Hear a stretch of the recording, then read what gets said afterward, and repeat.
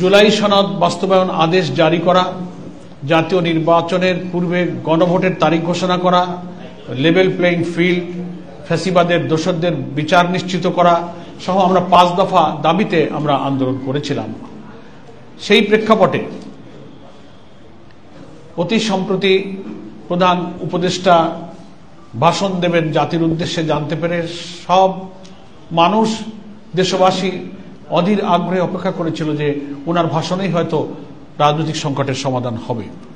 কিন্তু উনি যে ভাষণ দিয়েছেন সেই ভাষণ আজকের শীর্ষ নেতৃবৃন্দ পর্যালোচনা করেছেন সবাই খোলামেলা। সেই পর্যালোচনায় আমাদের এসেছে যে এই ভাষণে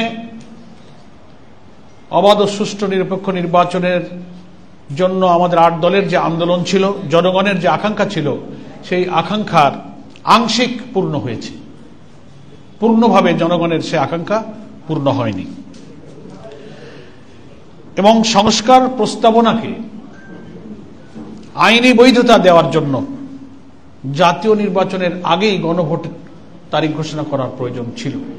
সেটা না করার কারণে দেশবাসীর মধ্যে একটা সংশয় তৈরি হয়েছে। যেসব যৌক্তিক কারণ 8 দলের পক্ষ থেকে বলা হয়েছিল যে এই কারণে গণভোটটা আগে হওয়া দরকার, তারপরেও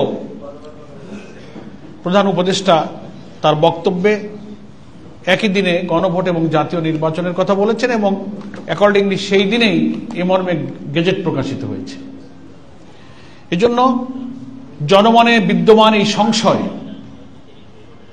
এবং যে সংকটের সৃষ্টি হলো বা আমরা যে আশঙ্কাগুলো করেছিলাম, প্রধান উপদেষ্টা একই দিনে ভোট একথা বলার কারণে যে সংশয়, তা সরকারকে দূর করতে হবে। যে সমস্যাগুলো কথা বলেছিলাম তার কি সমাধান এবং যে সংশয়, সেটা সরকারকেই ঘোষণা দিয়ে দূর করতে হবে। আমাদের শীর্ষ নেতৃবৃন্দের বৈঠকে এটা পর্যালোচনা হয়েছে। এরপরে আমরা মনে করি যে আমাদের যে 5 দফা দাবি, তার দাবিতে আমাদের কর্মসূচি অব্যাহত থাকবে। যে আংশিক দাবি আমাদের পূরণ হয়েছে, জুলাই সনদকে আইনি ভিত্তি দেবার যে আমরা কথা বলেছিলাম, আন্দোলনরত দলগুলোর ঐক্যমতের ভিত্তিতে যেসব সংস্কার প্রস্তাবগুলো ঐক্যমতের ভিত্তিতে জুলাই সনদে স্থান পেয়েছে এবং জুলাই সনদের আইনি ভিত্তির জন্য আদেশ জারির কথা আমরা বলেছিলাম, এই কাজটা হওয়ার কারণে এটাকে আমরা ইতিবাচকভাবে দেখছি এবং এটার জন্য আমরা সরকারকে মোবারকবাদ জানাচ্ছি।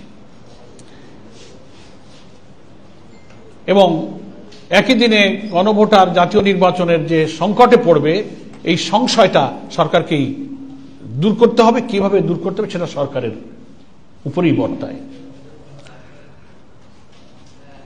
প্রশাসনে যেভাবে রদবদল চলছে, পছন্দ মতো ডিসি, ইউনো, পুলিশ কর্মকর্তাদের যখন তখন এই 1 সপ্তাহের মধ্যে নানান জায়গায় রদবদল শুরু হয়েছে। এটা লেভেল প্লেইং ফিল্ড,